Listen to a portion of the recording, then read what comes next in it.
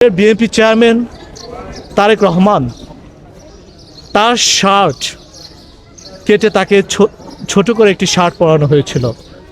শহীদ রাষ্ট্রপতি জিয়াউর রহমান এমন একজন মানুষ ছিলেন যে কৃষকের সাথে মাঠে যে কাজ করেছেন। সাবেক প্রধানমন্ত্রী, আমাদের হৃদয়, দেশনেত্রী প্রধানমন্ত্রী, তিনি আমাদের মাঝে নেই। তবে তারা না থাকলেও আমাদের মাঝে আছেন আর একজন জিয়াউর রহমান, যে হচ্ছেন বিএনপি ভারপ্রাপ্ত চেয়ারম্যান তারেক রহমান।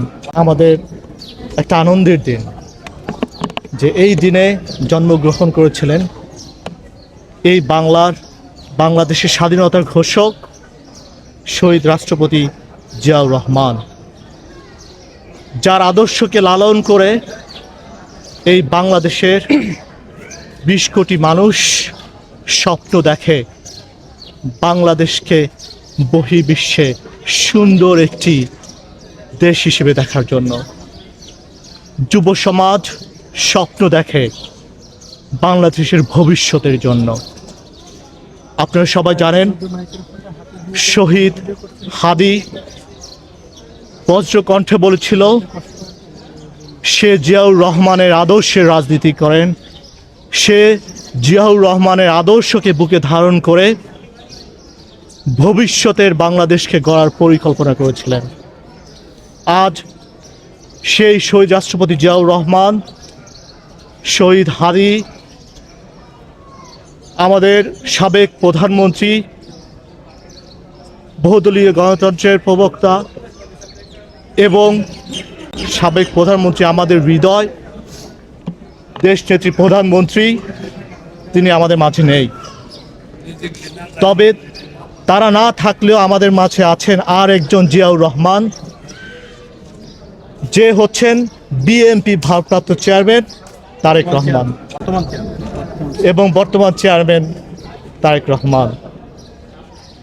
আমরা তার পরিকল্পনাকে যদি বাস্তবায়ন করতে পারি, বহির্বিশ্বে আমাদেরকে আর আমাদের এই দেশের যুব সমাজকে কর্মসংস্থানের জন্য যেতে হবে না।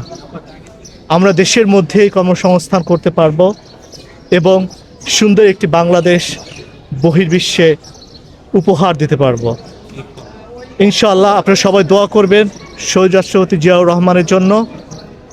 আমরা তার আত্মার রুহের মাগফিরাত কামনা করছি।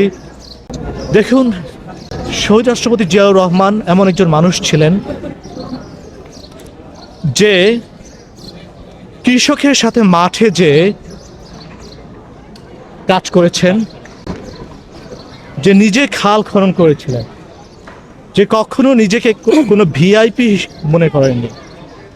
সাধারণ মানুষের কাতারে সে একজন মানুষ ছিলেন। সাধারণ মানুষ যা খেতেন তিনি তাই খেতে পছন্দ করতেন এবং সাধারণ মানুষের মতোই চলাফেরা করতেন। আপনারা জানেন হয়তো যে আমাদের বিএনপি চেয়ারম্যান তারেক রহমান তার শার্ট কেটে তাকে ছোট করে একটি শার্ট পরানো হয়েছিল। তখন শার্টের হাতা একটু বড় ছিল এবং সেই সময়ে আমাদের দেশ নেত্রী ম্যাডাম খালেদা জিয়া বলেছিলেন যে বাবা, অপচয় করে তো লাভ নেই, এই শার্টটি যদি তুমি পরো তাহলে যে টাকাটা সেভ হবে, এই টাকাটা যদি আমরা সাধারণ মানুষের পিছনে খরচ করতে পারি তাহলে ভালো কিছু করা যাবে, সাধারণ মানুষ পাবে।